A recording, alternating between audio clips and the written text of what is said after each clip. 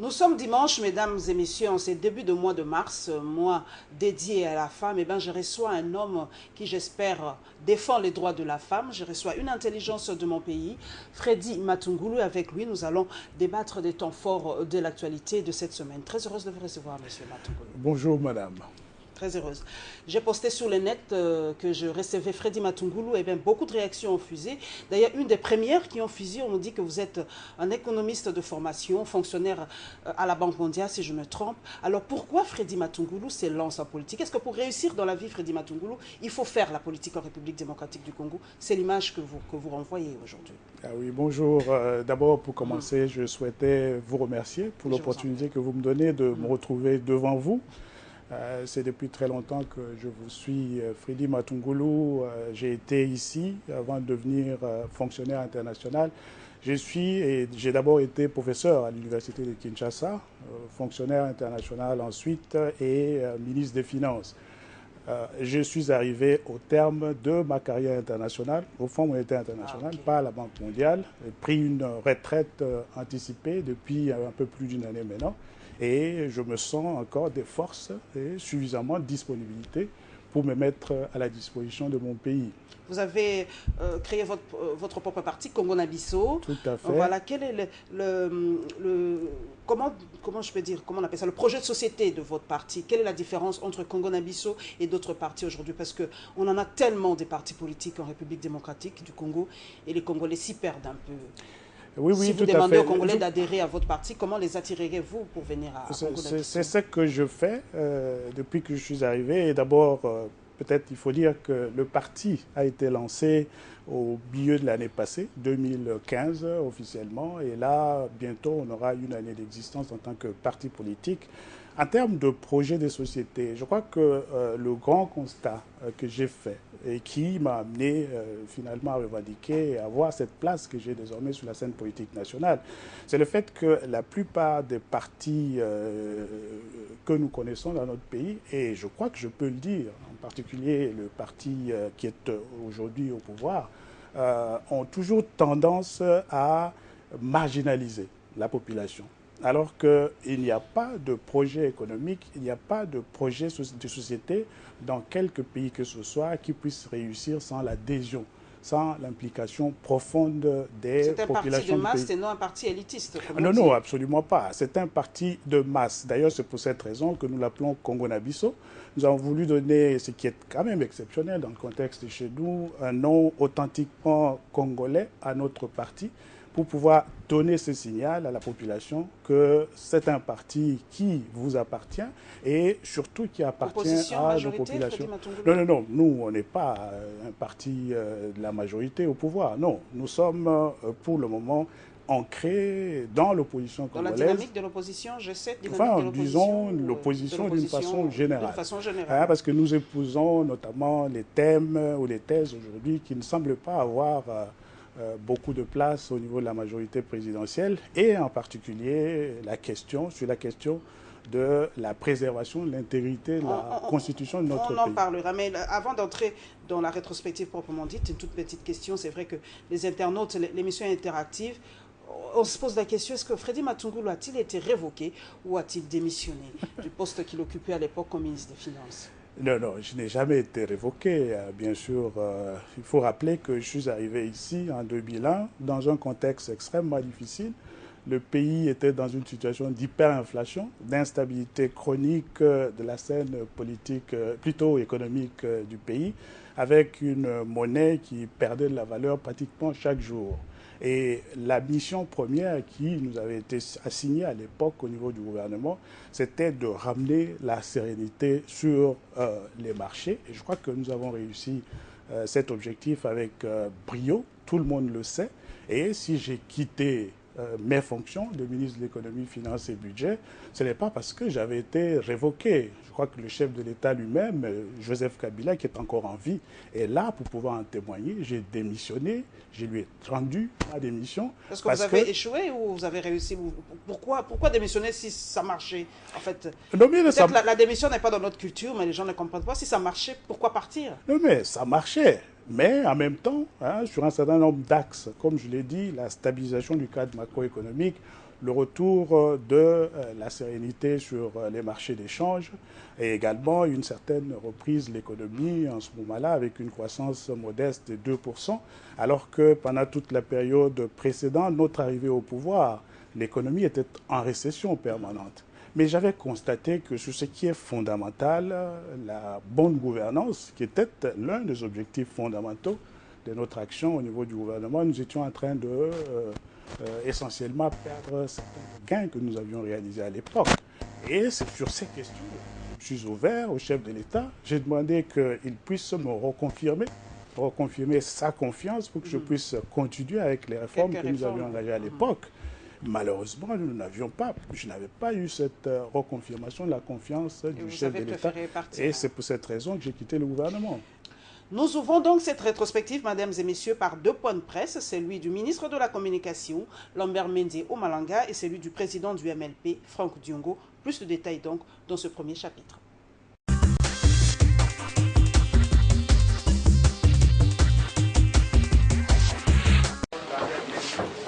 Du séjour de Ban Ki-moon, Lambert Mende le circonscrit dans le cadre de la tenue de la première conférence sur les investissements privés dans la région de Grand Lac et fustige sa récupération par certains acteurs, surtout politiques.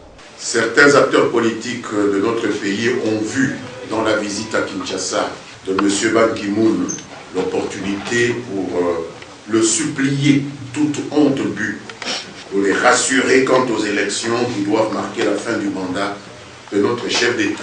Comme si la Constitution et les lois en vigueur dans notre pays ne suffisaient pas. Le gouvernement congolais se réjouit de la position du secrétaire général des Nations Unies sur la nécessité d'un dialogue politique inclusif au pays. Il s'agit là d'un impératif qui, en dépit des avancées, demeure opportun. Du plan stratégique du développement de la RDC, Lambert Mende parle d'une réflexion projective du chef de l'État. Le développement autocentré d'un pays ne s'accommode pas des improvisations. Le développement d'un pays doit, au contraire, s'inscrire dans un cheminement linéaire qui transcende les mandats politiques des dirigeants, qui transcende même les générations. Au sujet des membres du mouvement Lucha condamnés à Goma, le porte-parole du gouvernement dénonce les attaques contre le pouvoir judiciaire congolais. Il invite ceux qui veulent venir en aide à ces jeunes de suivre la procédure normale et légale. Nous ne substituons pas aux juges. Encourageons ces jeunes gens à aller devant le deuxième juge avec des éléments qui pourraient invalider le raisonnement du premier juge, point barre. C'est comme ça que ça fonctionne dans un état de droit. Cette conférence de presse, la deuxième du genre pour Lambert Mende cette année, était clôturée par un coup de gueule aux allures d'une mise en garde du gouvernement congolais à l'endroit de la Radio France Internationale qu'il juge partiale et déséquilibrée dans le traitement de l'information liée à la RDC.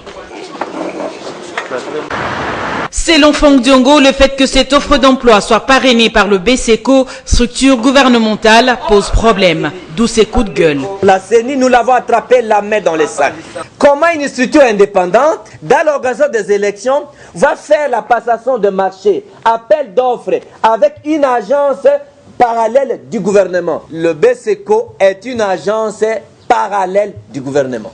Je dénonce ce complot et j'accuse la CENI et le pouvoir de vouloir détruire la République. Dans cet appel d'offres, c'est comme si l'exigence du délai constitutionnel n'est pas importante.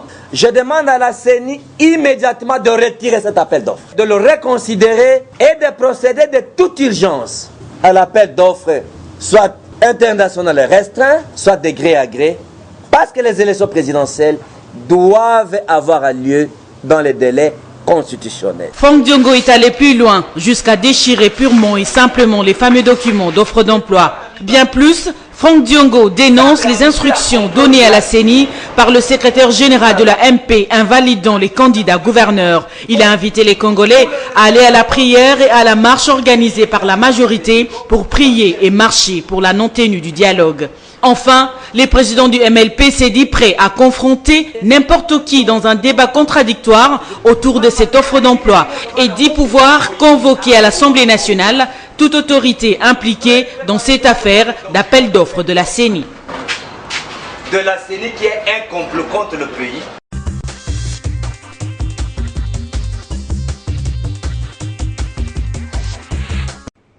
avec moi un économiste de formation très chevronné. Nous prenons l'investissement dans les régions de Grands Lacs, Freddy Matungoulou.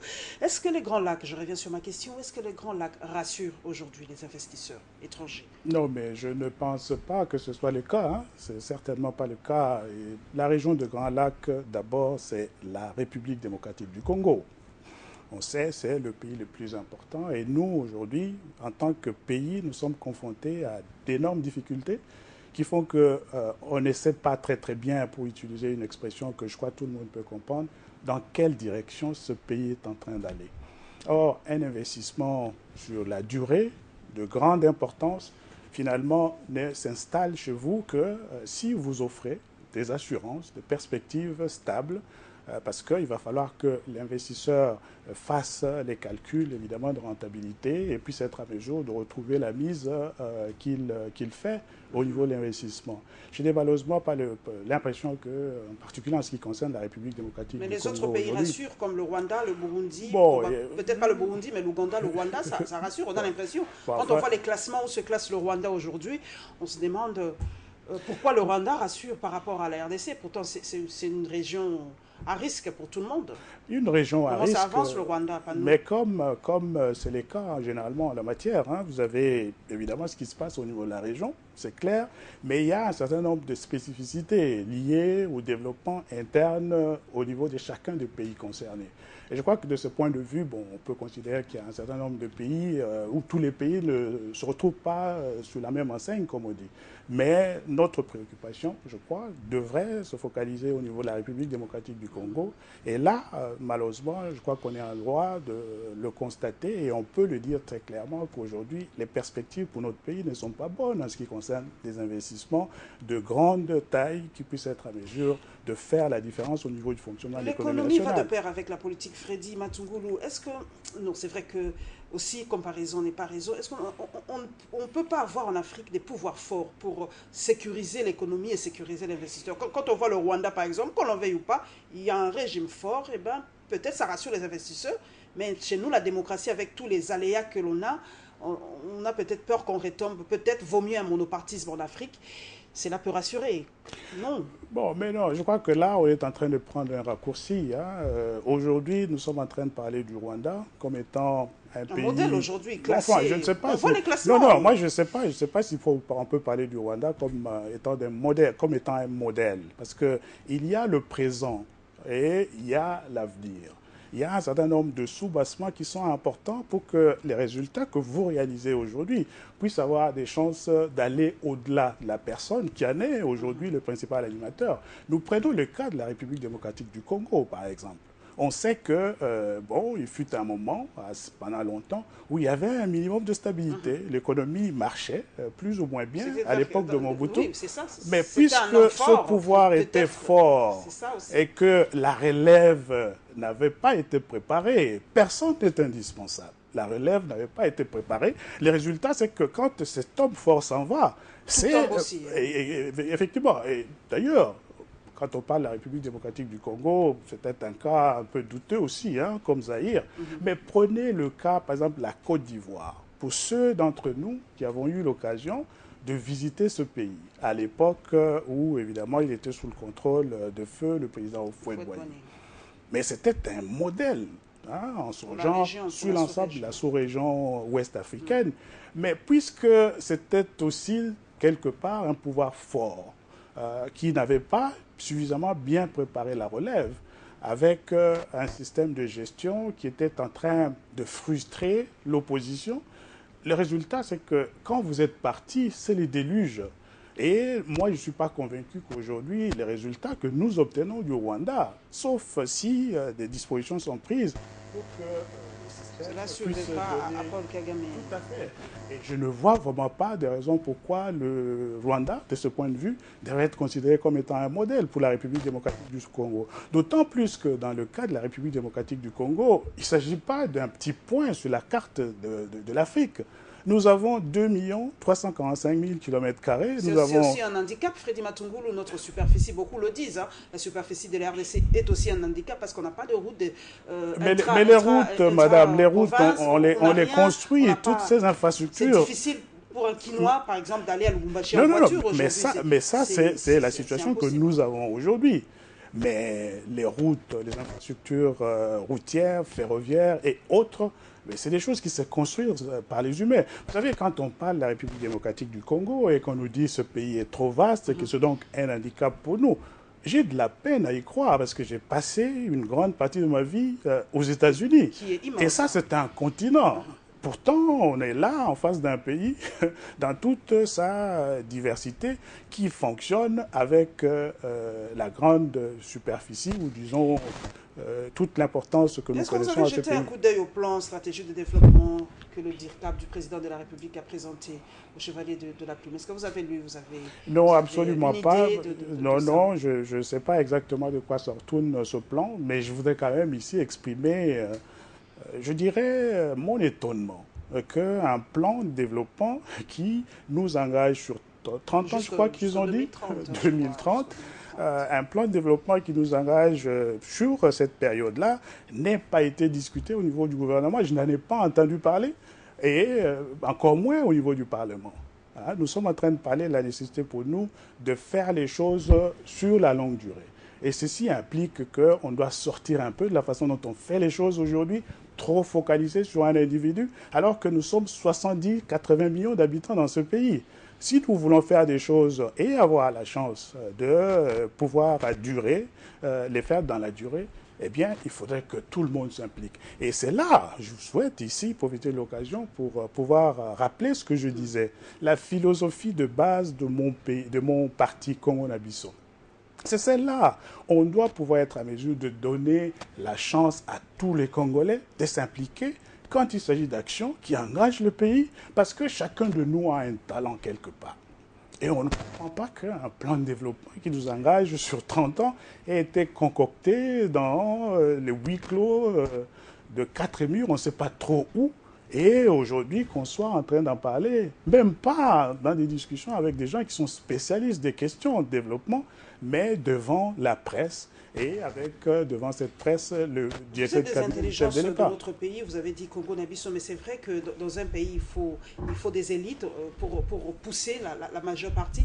Est-ce qu'on n'a pas de think tank ici en RDC? Est-ce que vous ne réfléchissez pas, vous les intellectuels, vraiment les gens qui ont une formation assez poussée pour sortir ce pays de la crise? Est-ce qu'il n'y a pas d'endroits ou de clubs où vous réfléchissez vraiment pour donner des idées au gouvernement? Ça se fait en France, ça se fait aux États-Unis, il y a des gens qui sont dans l'ombre, qui réfléchissent pour sauver le pays.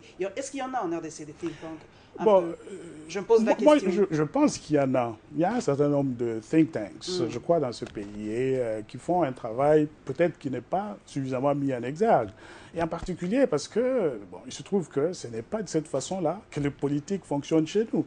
Et pour que vous puissiez être à mesure de vous imposer cette discipline, d'aller écouter ceux qui ont l'expertise dans le domaine dans lequel vous voulez entreprendre quelque chose, il faudrait d'abord que vous cherchiez comme objectif la réalisation de tout ce qu'il y a de meilleur dans votre action. Nous allons terminer par le BCECO, par la réaction de Franck Diongo. Est-ce que pour vous, la centrale électorale a triché déjà? Il y a déjà un couac, il y a déjà quelque chose qui ne va pas avec cet appel d'offres de la CENI? Je crois qu'il y a quand même beaucoup de choses qui ne vont pas avec cet appel d'offres. Et en particulier, c'est un appel d'offres qui passe par le BCECO, qui dit que c'est une agence parallèle du gouvernement.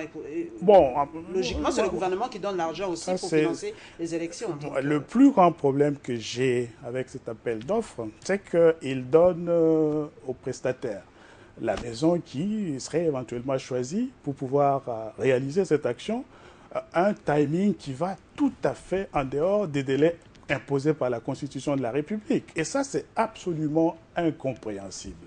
On ne peut pas comprendre ce type de comportement de la part d'une agence, fût-elle la Commission économique, plutôt Commission électorale nationale indépendante. Tout ce que nous faisons doit pouvoir être conforme aux exigences, aux dispositions pertinentes de la loi fondamentale qui est la Constitution.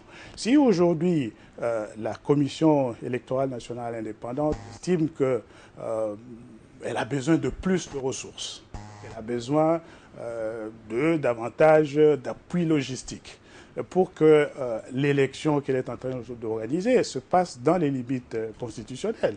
Je crois que c'est de ces côtés-là qu'elle devait poser son problème en disant pour que je puisse être à mesure de réaliser cette élection dans les limites imposées par la Constitution, j'ai besoin davantage de ressources, j'ai besoin davantage d'appui logistique.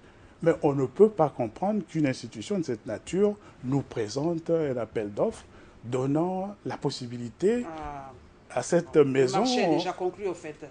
Et d'aller au-delà des délais plutôt imposés par la Constitution de la République. Voilà, nous nous dirigeons donc, mesdames et messieurs, vers la centrale électorale. Comme vous le savez, la liste de gouverneurs a déjà été publiée. Cela a suscité, comme vous le savez, des réactions. Nous vous le proposons dans ce deuxième chapitre.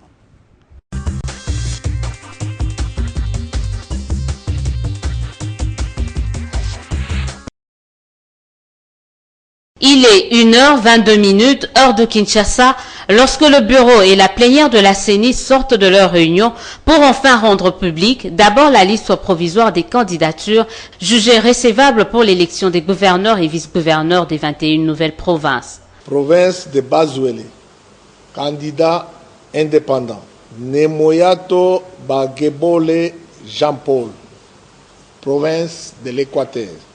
Majorité présidentielle. Baende Etafe Eliko Jean-Claude, province du Haut-Ouélé. 1. Indépendant Lola Kisanga Jean-Pierre, province du Kasaï central. 1. Indépendant Kande Mupompa Alex, province du Kasaï oriental. Majorité présidentielle Ngoï Kassanji Alphonse, province de Lualaba. Majorité présidentielle Mouyej Mangenz Richard. Ensuite, celle des candidatures déclarées non recévables. Il a fallu 2 jours et d'intenses échanges entre les membres du bureau et de la plénière de la centrale électorale pour arriver à cette publication. Véritable premier baptême de feu pour le nouveau leadership de la CENI qui table sur le respect de la réglementation en vigueur, mais également le consensus. Pour rappel, le 1er et le 2 mars sont consacrés au recours devant les cours d'appel compétentes, faisant office des cours administratives. Considérant que certains partis et personnalités politiques ont déposé les dossiers de candidature dans la même circonscription électorale que les regroupements politiques dont ils sont membres, et ce, en violation des dispositions de l'article 34 de la décision du 28 février 2015 portant mesures d'application de la loi portant organisation des élections présidentielles, législatives, provinciales, urbaines, municipales et locales, que dans les cas d'espèce de présentation concurrente entre une liste d'un parti politique et celle de son regroupement politique d'appartenance, primauté est accordée à la liste du regroupement politique face à celle du parti politique. Considérant par ailleurs que l'appartenance des candidats concernés au regroupement précité est avérée, en ce sens qu'ils ont été élus lors des consultations électorales précédentes, députés nationaux ou provinciaux, sénateurs, gouverneurs ou sont détenteurs d'un mandat public obtenu pour le compte de ces regroupements. Que sur cette base, ils ne peuvent prétendre se présenter en candidat indépendant contre la liste déposée par les 10 regroupements dans l'une quelconque des 21 provinces concernées.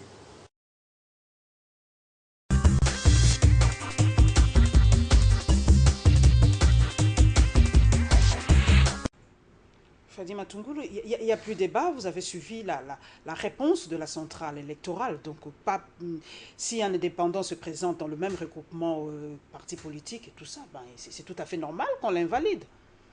Bon, tout à fait normal. Moi, j'ai entendu beaucoup de voix contradictoires sur les sujets.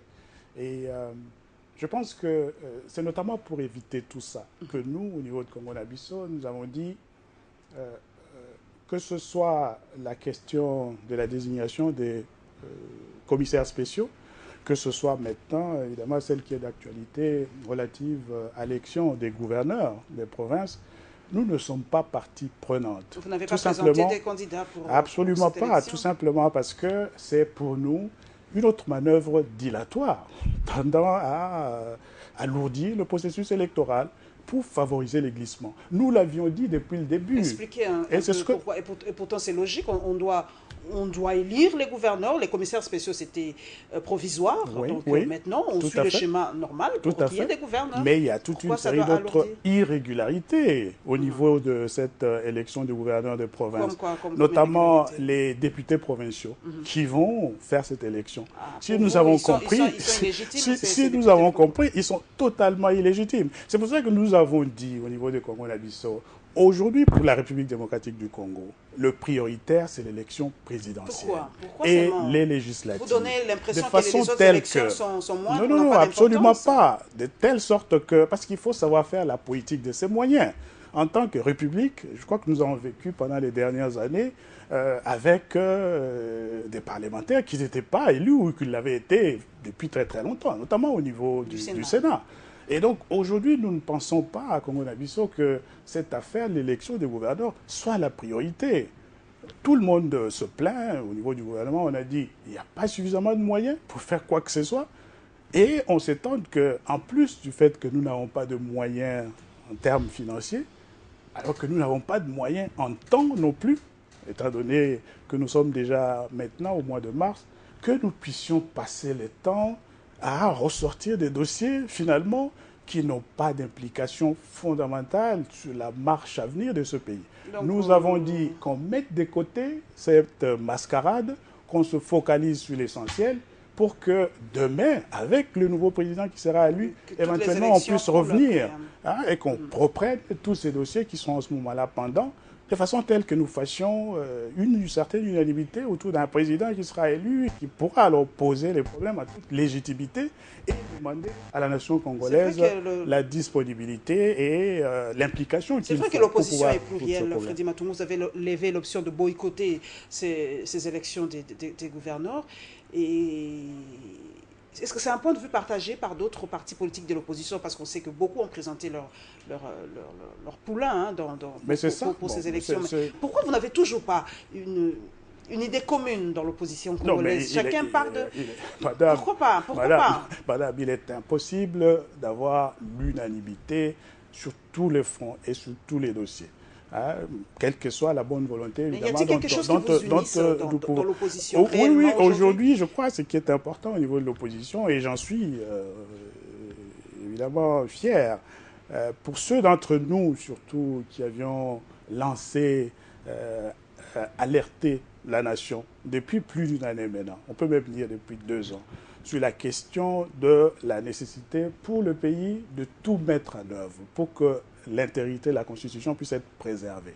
Je suis content aujourd'hui que nous ayons été rejoints par beaucoup qui étaient, il y a encore quelques mois, des compagnons du pouvoir en place. Cette Constitution est une œuvre humaine, Freddy Matungu. Donc, elle est changeable, elle est modifiable. Tout à fait. Mais vous nous brandissez la Constitution comme si c'était quelque chose de figé. C'est comme si c'était la Bible, le Coran, que rien ne peut être modifié. Mais c'est une œuvre humaine, donc elle est parfaite. Si vous sentez qu'il y a quelque chose qu'on doit modifier, modifions-la pour la bonne marche de la nation. Même aux États-Unis, on modifie la Constitution. Même en France, on a même inséré autre chose. On est d'accord, madame. Pourquoi n'est pas modifié? Vous donnez l'impression que la modification de la Constitution entraînera des troubles où c'est pas possible. Mais si, ça mènera à l'instabilité. Vous avez bien dit, si nous avons de bonnes raisons de changer la Constitution. Alors qu'on me donne une bonne raison aujourd'hui pourquoi nous devons nous défaire de l'obligation qu'a les chefs de l'État de n'avoir que 2 mandats. Le premier, renouvelable une seule fois. Quelle est la bonne raison aujourd'hui? Le chef de l'État Kabila n'a jamais dit qu'il allait faire un 3e mandat. Non, mais madame, nous sommes... Non. Les intentions, madame, ne comptent pas.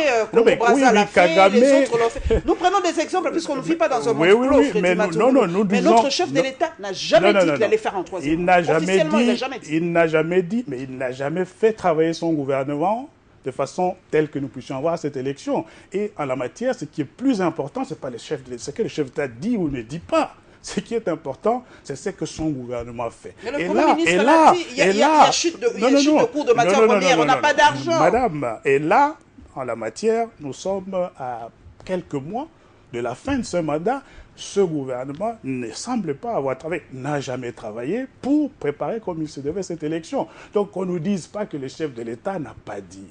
Nous n'avons pas besoin d'entendre le chef de l'État. Nous avons besoin de voir ce que le chef de l'État est en train de faire pour que nous allions dans la bonne direction. Voilà.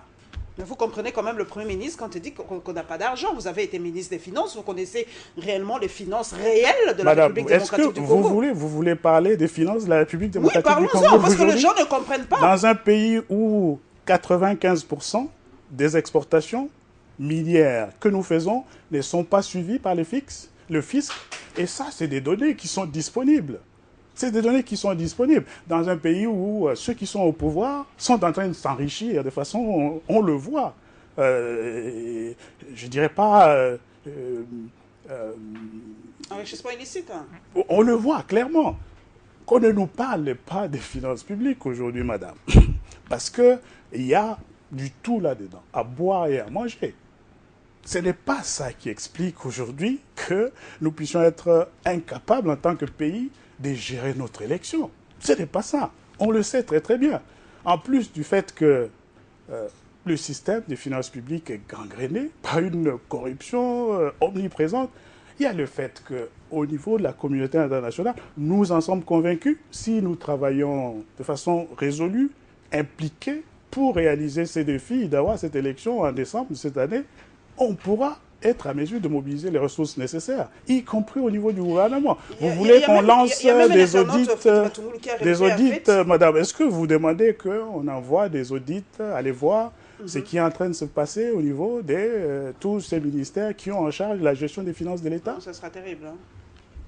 Il y a un internaute qui m'a dit de vous poser quand même la question, qu'il a été un peu déçu par vos propos dans le journal Le Monde. Vous avez proposé que la RDC soit mise sous mandat si les élections ne sont pas réalisées dans les délais prévus. Donc il a dit que non, il a été un peu déçu. Je vous revois cette question. Quel a été le contexte dans lequel vous avez proposé cette solution? Je tiens vraiment d'abord à rassurer notre population. Vous savez...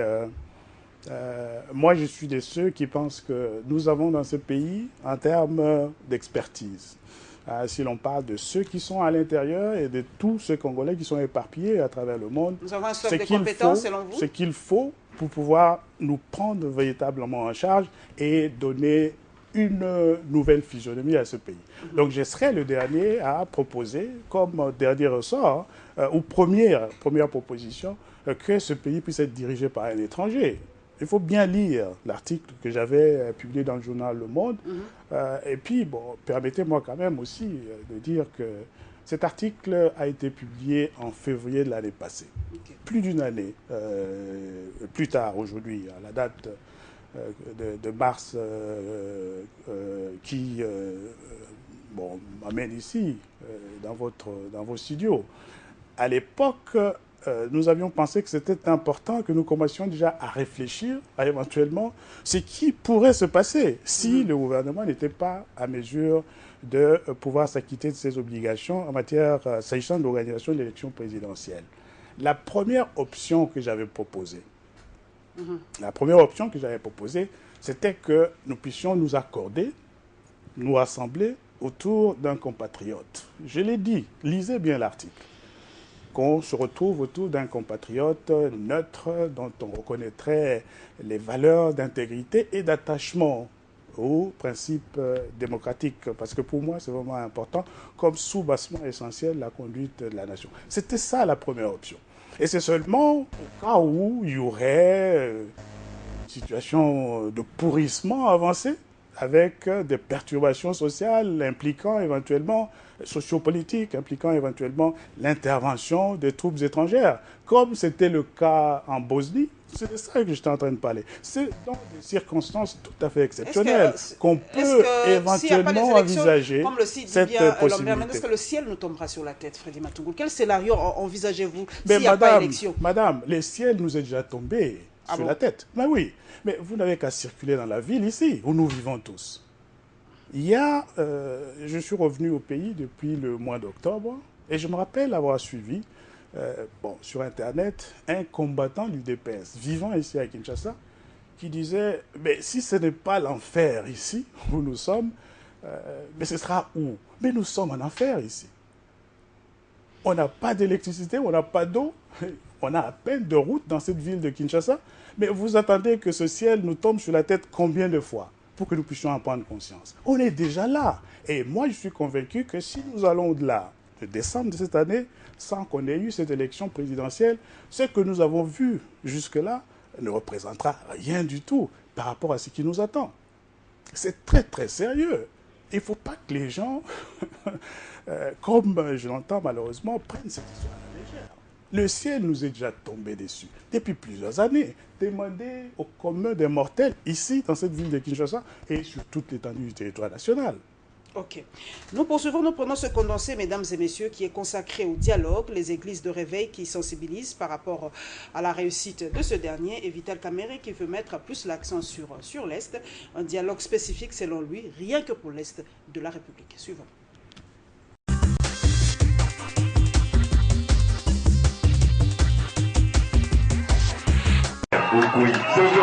La RDC doit se développer. Pour y parvenir, il faut la paix. Et celle-ci passe inévitablement par le dialogue entre fils et filles du pays, toutes tendances confondues. Voilà pourquoi les 25 leaders des églises de réveil et d'autres se sont mis ensemble pour la cause. Tout le matin déjà, l'évêque président Denis Lessi a prêché les fidèles des églises de la commune de Kasavubu sur l'importance de la paix. D'où l'implication de tous, car l'instabilité ou l'insécurité n'épargne personne. C'est au travers un échange sanguin que l'homme de Dieu a reçu le cutus des fidèles de la commune de Kasavubu. Ensuite, cap vers l'un des quartiers périphériques de Kinshasa, à savoir le quartier Mikonga. À l'église de mission internationale pour la délivrance en Jésus-Christ, c'est le même message. Un accueil sans pareil a été réservé à l'évêque président Denis Lessi. Les fidèles de l'EMDJ ont dit oui au dialogue et prêts à le soutenir. Nazali ko mobiliser la population ya Congo pour la marche à paix. En tant que coordinateur ya comité directeur ya marche à paix ya on a été awa na campagne pour na réunir base na mususu lobby pe na ozana ikole na ozana masina na banjili ti vendredi na clôturer na arche par un grand culte après samedi to bani marche. Nous sommes en train de chercher la paix na Congo, paix autosuit na passe ba makile tangi po toza paix wana to ko perdre ngoti. Cette tournée de sensibilisation va se poursuivre durant cette semaine avant la tenue de la grande marche couplée d'une journée de prière au profit du dialogue.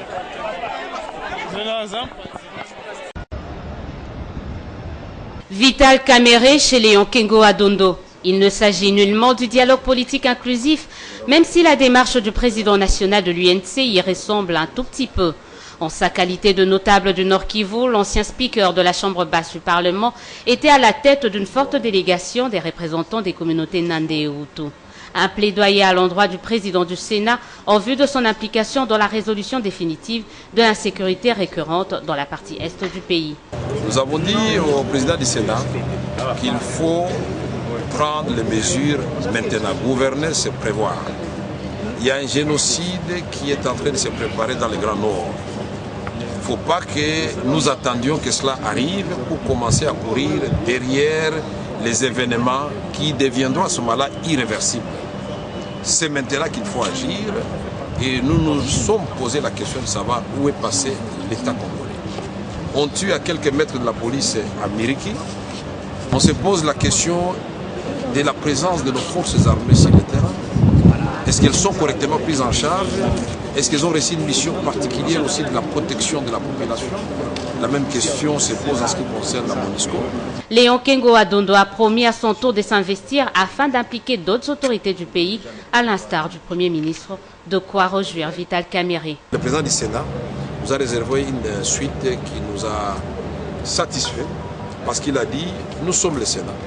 Mais je vais non seulement examiner la question au niveau du Sénat, mais dès cet après-midi, il a pris l'engagement devant tous les notables d'écrire au Premier ministre pour qu'il s'implique. Parce que, je suis de son avis, on ne peut pas comprendre qu'une partie de la République, les gens soient en insécurité, meurent chaque jour au niveau du gouvernement, au niveau du Premier ministre, lui qui a la charge de sécuriser, de gérer le pays au quotidien, qu'il n'y ait pas de réaction.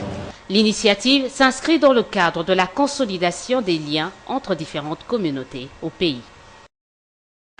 Fauché sans cause, particulièrement dans les territoires de Béni.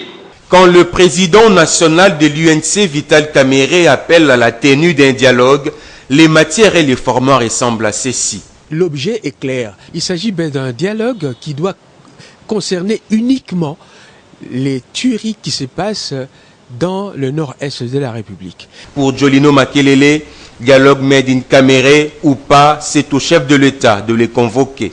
Mais nous reconnaissons les prérogatives du président de la République. Et nous ne verrons aucun mal à ce que là, dans ces prérogatives du président de la République, et sur un sujet qui relève de ses prérogatives, et qu'il convoque cette réunion-là à Béni ou à... Le porte-parole de l'UNC met en garde contre toute confusion de la démarche de Vital Kamerhe par rapport au dialogue convoqué par le chef de l'État. L'objet, ce n'est pas le dialogue du président Kabila qui, lui, porte sur le fichier électoral, l'enrôlement, la sécurisation du processus électoral, le financement. Ce n'est pas ce que le président Kamerhe a dit. Le président Kamerhe parle d'un dialogue concernant l'avenir de l'Est de la République qui est affecté d'insécurité et où on voit chaque jour nos frères égorgés, nos sœurs et nos mamans violées tous les jours dans l'indifférence complète des autorités. Pour rappel, c'est depuis le lundi dernier que Vital Kamerhe a appelé via son compte Twitter à une réunion des acteurs politiques et de la société civile sur la situation qui prévaut dans la partie est de la République.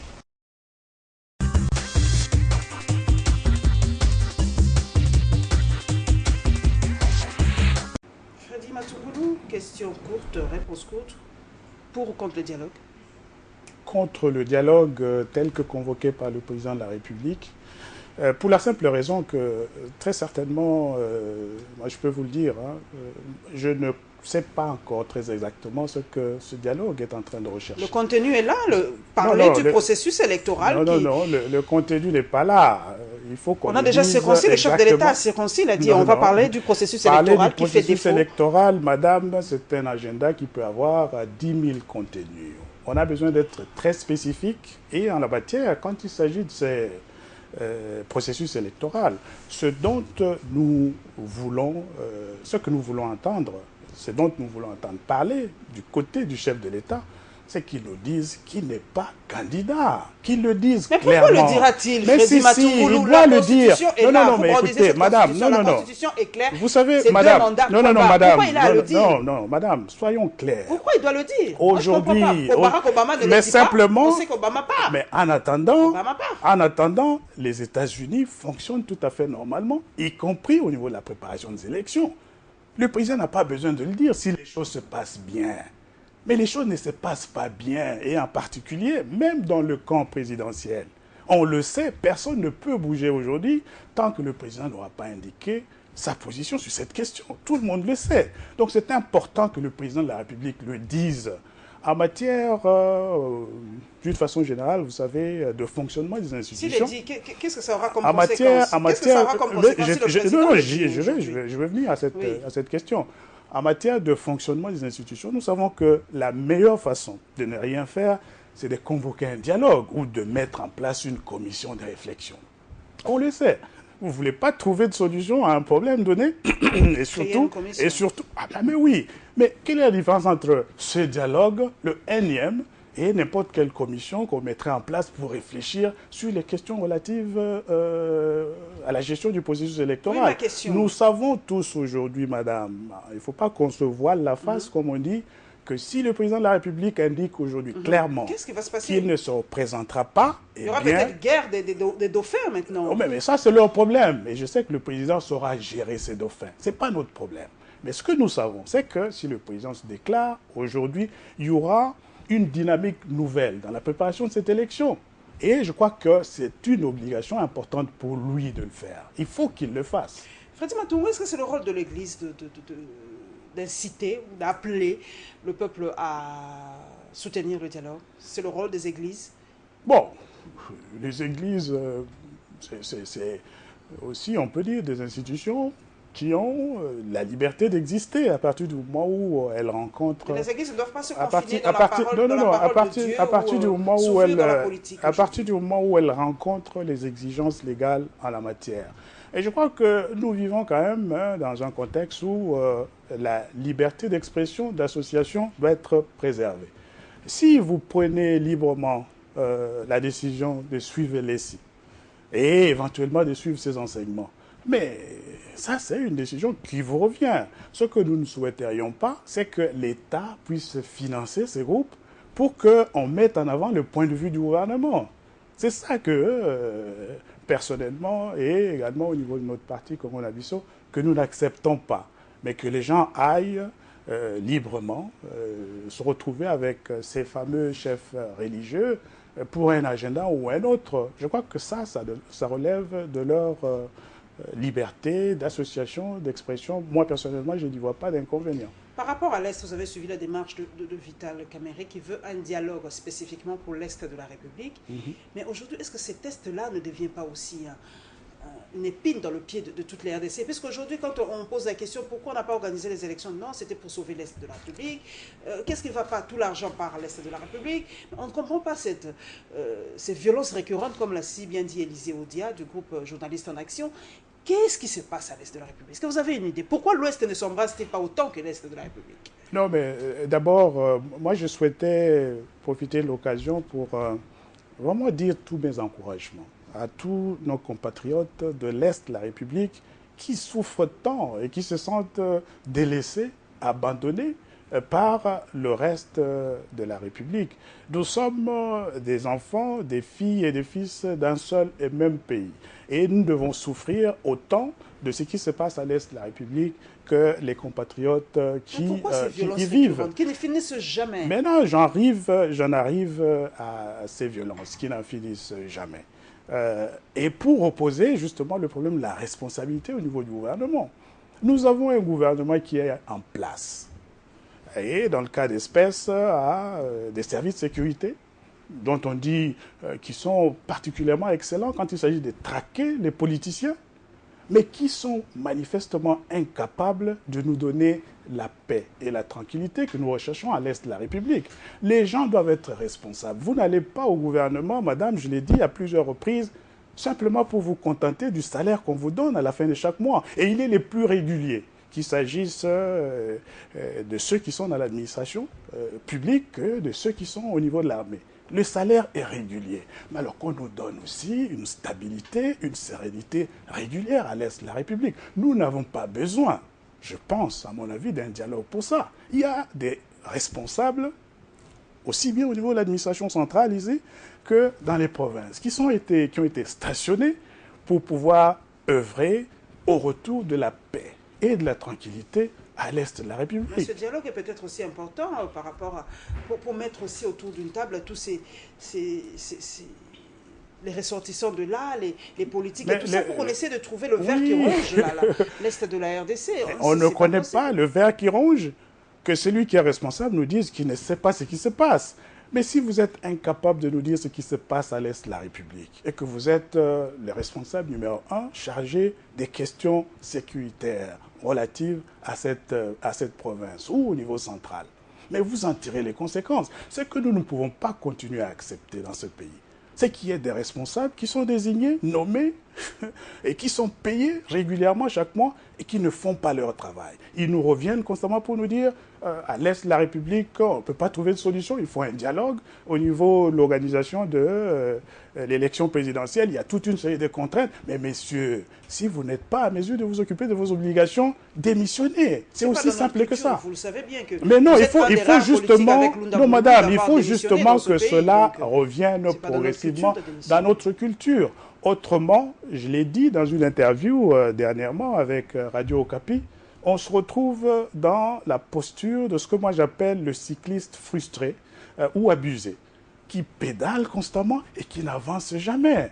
On ne peut pas accepter ça. Si nous voulons vraiment que le pays s'inscrive dans une logique de progrès continu, eh bien, on doit pouvoir être à mesure de tirer ces petites de conséquences. Disons, vous m'avez confié la responsabilité, je n'ai pas les résultats que tout le monde attend, je ne peux pas continuer. Nous ne volons pas la face Freddy Matoungou, ça ne se passera pas comme ça, c'est un rêve. Mais il faut que ça se passe comme ça. Et c'est pour cette raison, madame, excusez-moi. Est-ce que les élections pourront avoir lieu dans l'Est de la République? Mais non, c'est justement pour cette raison que nous disons il faut que cette élection ait lieu, que nous ayons l'occasion de renouveler la direction de ce pays.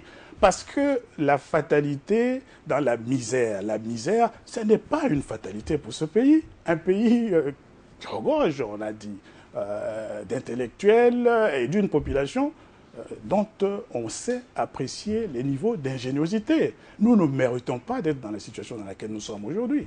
Coup d'œil primature, nous allons donc vers la primature. Mesdames et messieurs, le compte rendu de la Troïka hebdomadaire et la rencontre du Premier ministre avec les opérateurs miniers.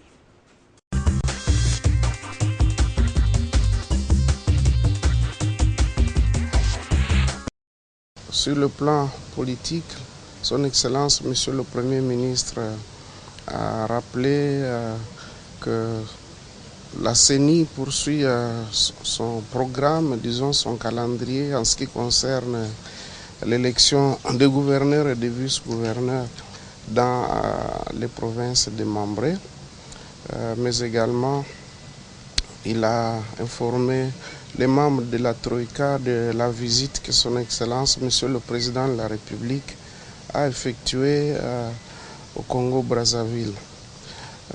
Le gros a tourné autour, en ce qui concerne la situation économique, d'abord l'information concernant le mandat renouvelé à Madame Christine Lagarde au Fonds monétaire international.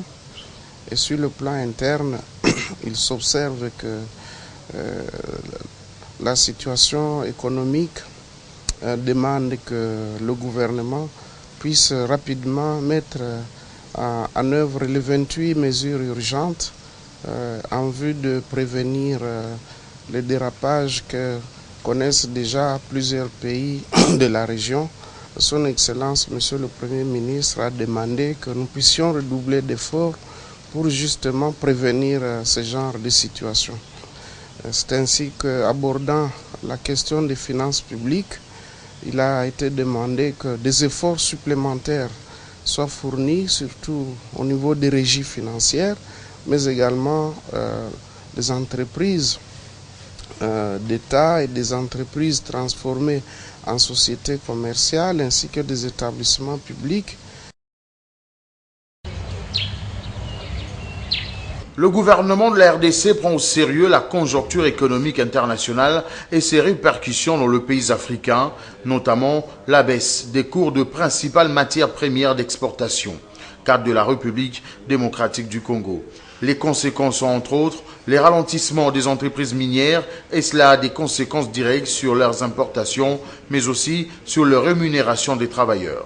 Face à cette situation, le Premier ministre s'est proposé de prendre langue avec les entreprises minières en vue de réfléchir sur des mesures à prendre en vue de préserver le cadre macroéconomique. Il a été question d'analyser les questions autour de la stabilité macroéconomique.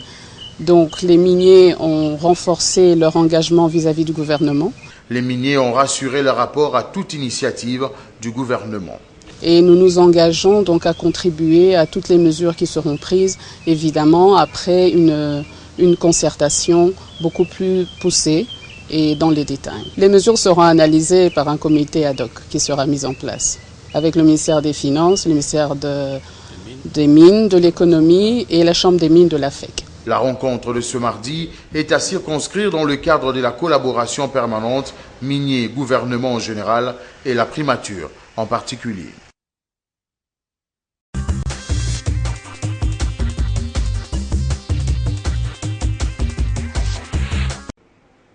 Freddy Matoungou, vous avez suivi, hein, on a d'ailleurs évoqué cela, la chute du cours de matières premières, cela impacte sur l'économie nationale. Mais moi, la question que je pose, comment, après 55 ans, après les indépendances, on n'a que les mines comme seule ressource, la seule voie pour avoir de l'argent en République démocratique du Congo? C'est incroyable. Jusqu'à aujourd'hui, on ne peut compter que sur les mines.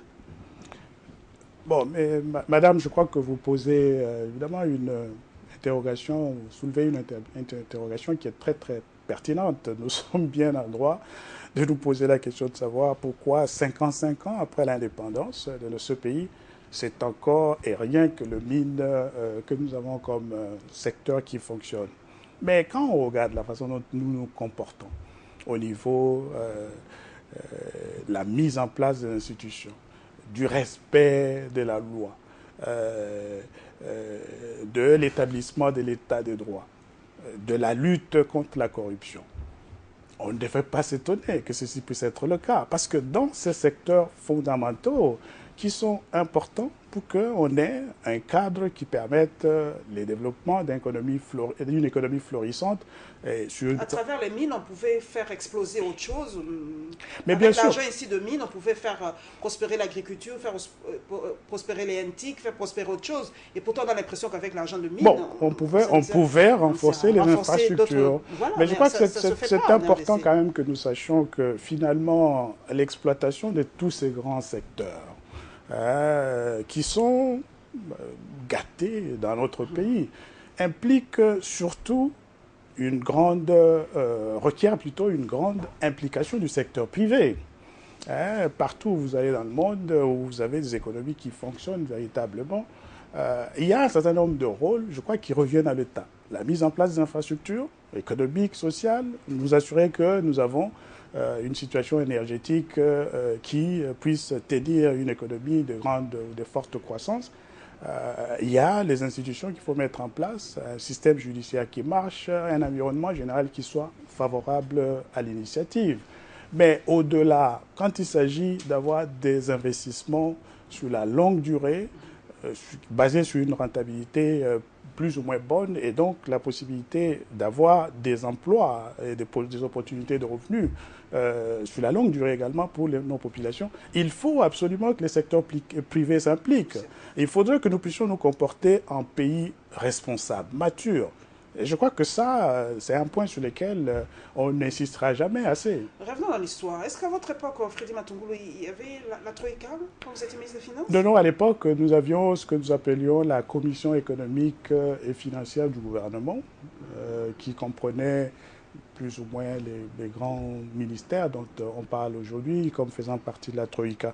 Parce qu'il faut savoir qu'à l'époque, quand nous étions là, moi j'avais sous mon contrôle trois des ministères qu'ils ont aujourd'hui, les finances, l'économie et le budget. Et ensuite, il y avait le ministère du plan qui était avec nous, les autres ministères chargés de la gestion des infrastructures, mais également, bien entendu, la Banque centrale qui travaillait avec nous. Un mot par rapport à la reconduction de Christine Lagarde. C'est une femme quand même à la tête du FMI. Non. Enfin, moi, je ne vois pas en Christine Lagarde une femme. Même si elle est une femme, je la vois quand même comme quelqu'un de très très responsable, je crois, qui est venu prendre la direction du Fonds monétaire international dans une période qui était quand même assez difficile pour cette institution, et je crois qu'il a pu tenir le flambeau, et ce qui lui a valu la reconnaissance de tous et sa reconduction pour le second mandat. On se pose la question, est-ce que l'aide du FMI ou de la Banque mondiale, c'était vraiment réel et bénéfique pour les pays du tiers-monde? Ah oui, madame. Est-ce que ça nous apporte... On suppose quel est le pays qui a été développé sous l'aide du FMI? Non. Aucun pays, madame, ne peut se développer avec les fonds monétaires ou la Banque mondiale. C'est important. Quel est leur rôle? C'est de booster simplement l'économie des pays? C'est important qu'on le dise. Et il faut ainsi beaucoup souligner ce fait. Le développement du pays doit être l'œuvre des citoyens de n'importe quel pays. Et quel est le rôle de ces banques-là? Et nous savons qu'aujourd'hui, même, prenons le cas, vous avez un projet d'investissement. Vous avez un projet d'investissement, mais vous n'avez pas d'argent.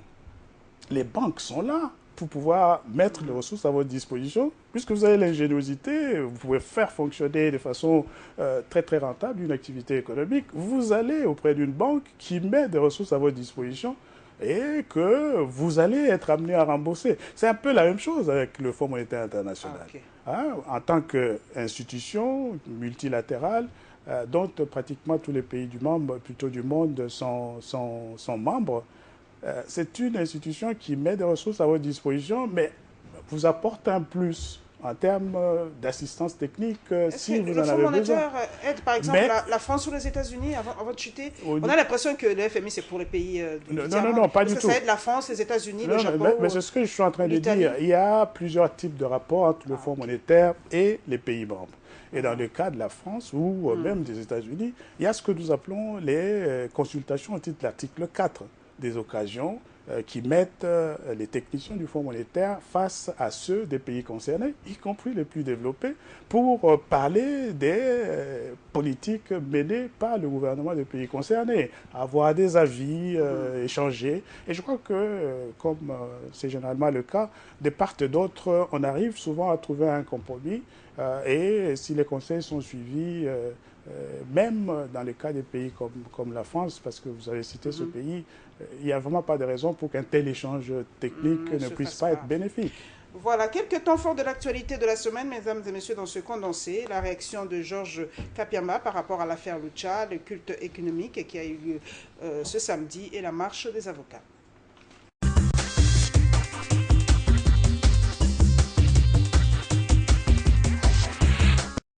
C'était un procès fondamentalement injuste et inéquitable, au cours duquel nous avons constaté que les juges, en commençant par le premier président, s'étaient plus engagés à servir non pas les droits, mais à servir d'autres intérêts, principalement politiques. Et c'était extrêmement grave. Et même 6 mois-là, c'est inacceptable parce que ces jeunes militants de Lucha, surtout Rebecca, ne méritent même pas un seul jour de prison.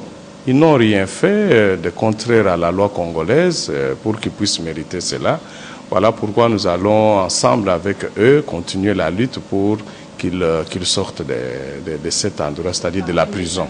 Et nous savons que c'était rendu en appel une décision inique, injuste, et par rapport aux lois de la République, il ne nous reste que la voie de la cassation. Mais nous savons que cette voie risque d'être aussi longue et de retarder même leur sortie de la prison. Voilà pourquoi nous avons décidé carrément d'y renoncer et de travailler éventuellement sur la libération conditionnelle. Et plus tard, nous verrons comment travailler avec eux pour obtenir la révision. Ce sont des marcheurs quelque peu hors du commun qui franchissent le seuil du stade des Martyrs.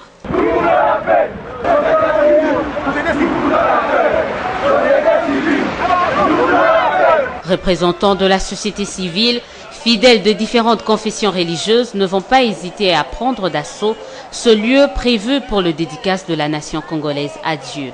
Pendant que les uns et les autres prenaient place, la pluie, elle aussi, n'est pas restée en marge. Tout un message, comme quoi, ce samedi 5 mars, les Quinoises et les Quinois étaient en phase avec la nature pour dire oui à la paix.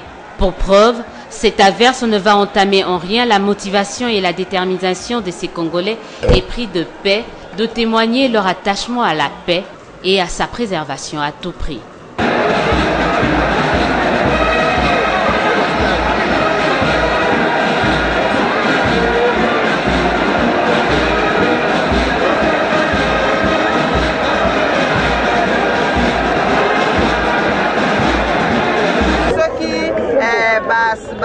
Acteurs ya société civile bayaki ezali po bango banso balingi kimia population na biso elingi kimia tosengi penza tozali komona baye politique majorité pa opposition basala penza batia mai na kati na bavinyo na bango po ete kimia ezala na mboka na biso yango nde biso peuple tosengi. C'est d'ailleurs sous la pluie, signe de la bénédiction, que les différents représentants des confessions religieuses vont dédier le pays à Dieu, ce au travers une carte représentant la nation congolaise. Unis comme un seul homme, les avocats de ces 3 barreaux ont d'abord déposé un mémorandum au vice-ministre de la Justice à qui ils demandent que les assassins de leur collègue Jean Kisumbulet soient punis. Nous observons depuis des décennies. Nous pouvons compter des dizaines de confrères tués tout simplement parce que ils ont eu à exercer leur profession. Il y a quelques jours, Maître Jean Kisumbulet, tué par balle, nous vous demandons de faire de sorte que les auteurs de cet assassinat et leurs commanditaires soient effectivement recherchés, appréhendés, traduits devant la justice et condamnés à la hauteur de la gravité. Après les palais de la justice, les toges noirs prendront le boulevard du 30 juin, puis le boulevard de Libération ex-24 novembre, jusqu'au cabinet du vice-premier ministre, ministre de l'Intérieur. Ici, ils en appellent à la sécurité des avocats. L'avocature, c'est une mission sacrée et divine. Alors, quelques personnes d'autres ne peuvent venir contredire et contrecarrer cette mission. Arracher ce que Dieu a. Arracher ce que Dieu a donné. La vie. La vie. Un droit sacré. Quel qu'en soit le motif, on ne peut pas tuer l'avocat de cette manière. Il ne faut pas s'en prendre à l'avocat qui a fait son travail. Et c'est pourquoi, à ce jour, nous avons sollicité du pouvoir public à ce qu'il y ait plus de sécurité pour l'avocat qui ne fait que son travail. Notons que le vice-premier ministre, ministre de l'Intérieur, Évariste Bochiab, et le vice-ministre de Justice, Mbosso Kodia, ont promis l'implication du pouvoir public pour non seulement que justice soit faite, mais aussi assurer la sécurité des avocats à Kinshasa comme partout ailleurs.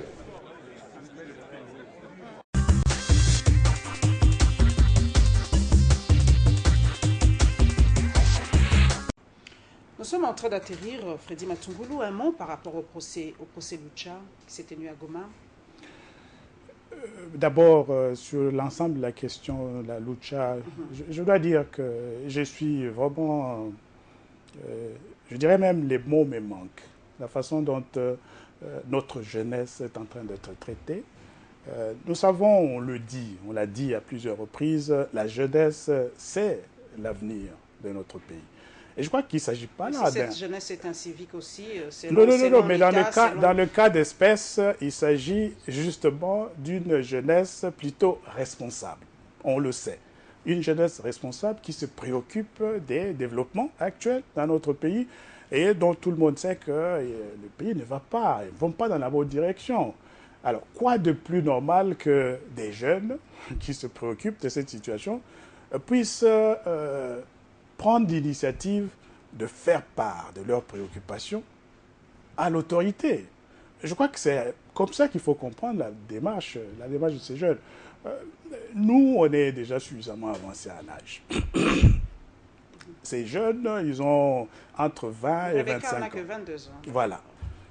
Elle a encore 60 au minimum, si Dieu lui prête vie, encore 60 ans de vie sur cette terre.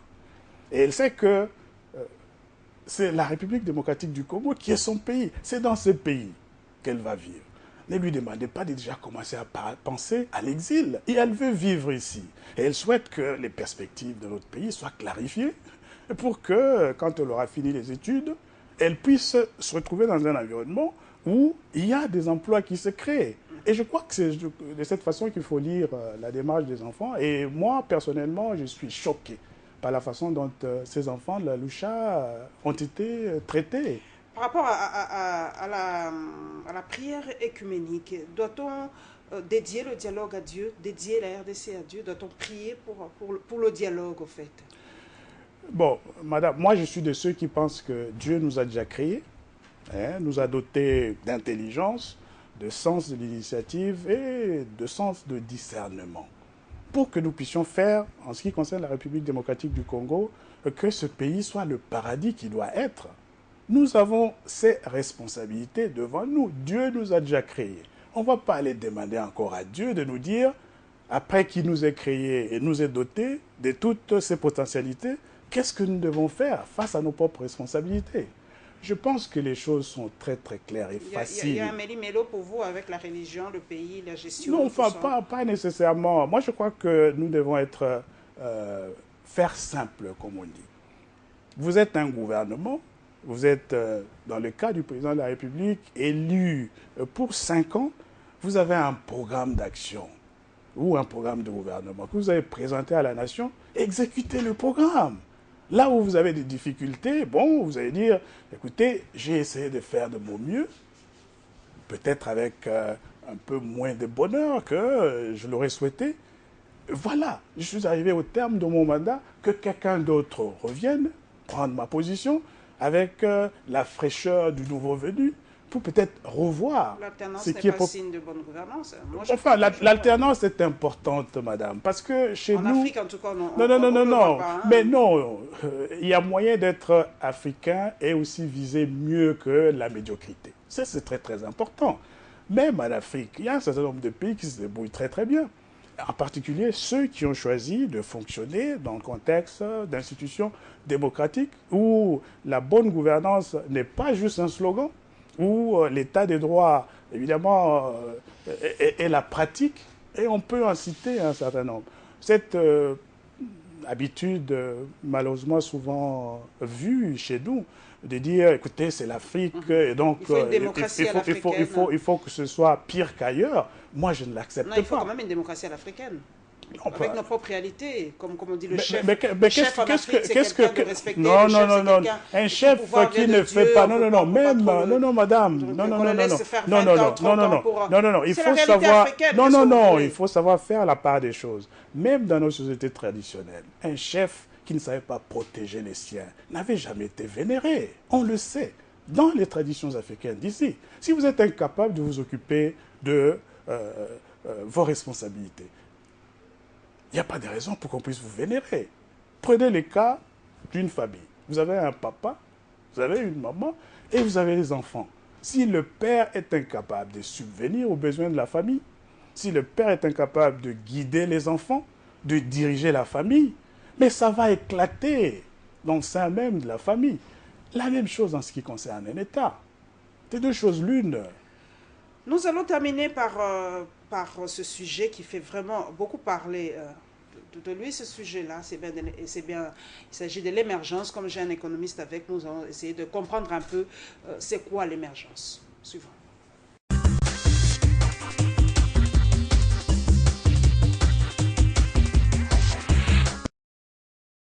Il n'est pas impossible à la RDC d'atteindre l'émergence à l'horizon 2030, voilà le point de vue des prudents. Mais pour y parvenir, le pays a besoin des réformes, estiment Sekino. De grandes réformes sur tous les plans, parce que l'émergence, c'est le développement des infrastructures, et la fourniture des services sociaux de base, qui sont l'éducation, le logement, l'eau, l'électricité. La première des conditions à remplir pour atteindre cet objectif, c'est la lutte contre la corruption. Voilà la condition primordiale, pensent ces Congolais. Ce qui nous tue dans ces pays, c'est la corruption, qui a gangréné tous les domaines de la vie nationale.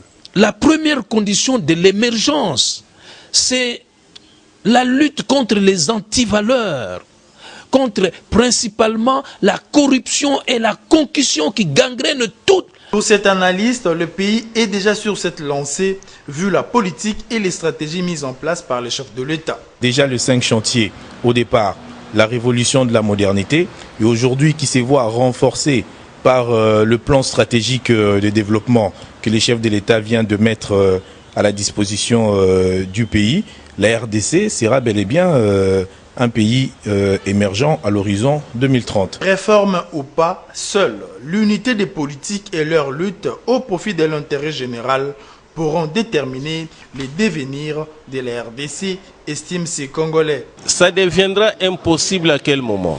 Lorsque les politiques sont animés de la haine, rien ne va s'améliorer et ça sera très difficile qu'on puisse atteindre cette émergence.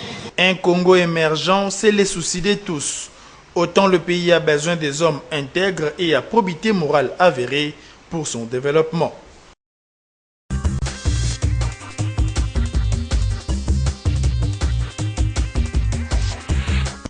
Freddy Matungulu, éminent économiste, est-ce que l'émergence ne devient pas un slogan quand on dit le Congo émergent d'ici 2030? Expliquez-nous un peu ce concept de l'émergence. Ça veut dire quoi, pays émergent?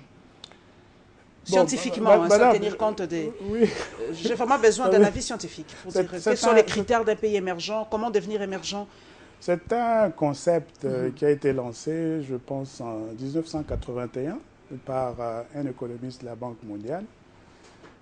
Simplement pour dire, et un peu, ça se retouche avec ce qu'on appelait à l'époque, dans la théorie des étapes de développement, l'étape du décollage. C'est-à-dire quoi? Vous émergez, ça signifie que vous devenez différent. un peu de tous ces autres pays sous-développés avec lesquels, à un moment donné, vous avez évolué par la force des réformes que vous mettez en œuvre, par la force des infrastructures d'appui à la croissance que vous installez et par votre capacité à pouvoir évoluer sur le marché international où la concurrence est vraiment féroce. Quels sont les critères d'un pays émergent? Mais les critères, c'est essentiellement ce que nous sommes en train de dire. Infrastructure. Infrastructure, des réformes des institutions qui, finalement, fait de vous, des réformes qui font de vous un pays mature, un pays où, bon, finalement, les investissements extrêmement importants se réalisent, y compris dans Vu l'état actuel de domaine... la RDC, vraiment émergent d'ici 2030, c'est faisable? Non, absolument pas. C'est absolument pas faisable. Comment ça, c'est pas Vous faisable? savez, madame, 2030, c'est dans 14 ans. Nous sommes en 2016 aujourd'hui. Et le président Kabila est au pouvoir depuis 2001. Ça fait 15 ans aujourd'hui.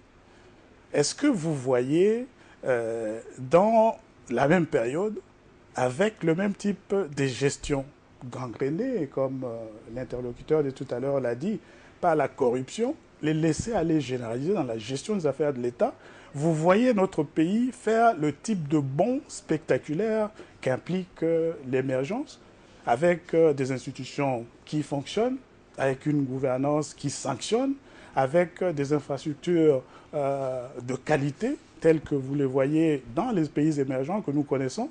Est-ce que vous voyez, par exemple, l'Afrique du Sud est émergente? Il y a l'Afrique du Sud, le Brésil, on peut parler de la Tunisie aussi, à certains égards ici.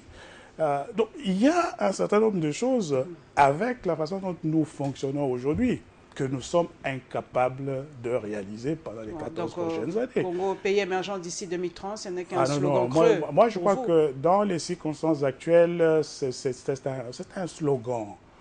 Un de plus, malheureusement. Je crois que nous devons de plus en plus agir avec responsabilité. Lorsque nous disons... Soyons pragmatiques, Freddy Matungulu. Que doit-on faire pour que ce pays soit réellement émergent? Peut-être pas en 2030, peut-être en 2050, peut-être nous ne vivrons pas ça, l'émergence, peut-être nos enfants et nos petits-enfants. Que faut-il faire pratiquement pour que la RDC soit un pays émergent? À mon avis, on peut d'abord, nous donner un cadre de travail. On peut l'appeler plan, on peut appeler plan stratégique, mais qui définit, qui définit clairement ce que nous faisons là-dedans. Par exemple, un pays dont le taux d'investissement est inférieur à 30% n'est pas susceptible de pouvoir fonctionner avec les niveaux de sérieux, avec les niveaux de qualité qu'on attend d'un pays émergent. Est-ce que nous avons dans ce plan stratégique des indicateurs clairs qui nous disent exactement où nous sommes aujourd'hui, où nous sommes en train d'aller et qu'est-ce que nous devons pouvoir entreprendre pour y arriver? Et je crois que l'autre élément le plus important aussi, c'est qu'il y ait des discussions tout à fait normales dans les cadres d'institutions légalement connues dans notre pays. Nous avons un gouvernement, nous avons une Assemblée nationale et suffisamment de cadres et peut-être même des discussions au niveau de la société civile qui devaient pouvoir nous permettre de fonctionner de façon à le faire dans le cadre d'un consensus. Parce que porter, aller vers l'émergence doit être l'affaire de tout le monde. De tout le monde, comme Congo-Nabisso en fait. Absolument. Voilà, mesdames et messieurs, nous sommes à la fin de cette émission. Vraiment, merci à Freddy Matungulu d'être passé à la barre. L'expression est consacrée. Merci à vous, internautes, qui me suivez par rapport à mes réseaux sociaux. Voilà, vous l'avez découvert, Freddy Matungulu. On lui a fait une petite remarque. On a dit qu'il n'est pas très bien connu. Il est beaucoup très technocrate. Mais je crois qu'avec ce passage à Info 7, vous l'aurez découvert, l'autre facette de Freddy Matungulu. Il a créé son propre parti, Congo-Nabisso. Et ceux qui veulent adhérer, est-ce que vous avez un compte Twitter où on peut vous joindre? Parce que les réseaux sociaux aujourd'hui, on ne peut pas s'en passer. Ou joindre Freddy Matungulu sur le net? Oui, tout à fait. www.matungulumbuyamo.org.